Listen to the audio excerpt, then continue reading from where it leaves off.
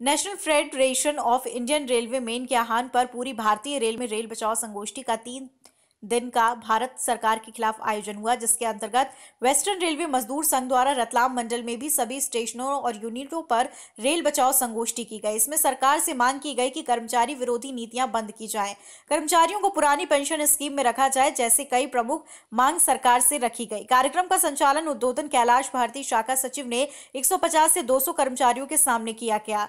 उन्होंने कहा कि वो आगे की लड़ाई लड़ने के लिए तैयार हैं।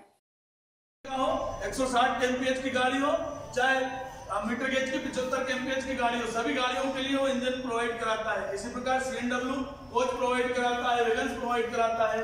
सिग्नल विभाग अपने सिग्नलों का मेंटेनेंस करता है। जंगलों में जहाँ सिग्नल लगे होते हैं वहां पर भी रात को दिन को सिग्नल का कोई फेलियर नहीं हो जाए, किसी भी प्रकार की समस्या है, हमेशा जाकर बेचारा अपनी सेवाएं देता है। हमारे कर्मचारी पूरी निष्ठा के साथ रेल सेवाएं करते हैं। महू से ब्यूरो रिपोर्ट।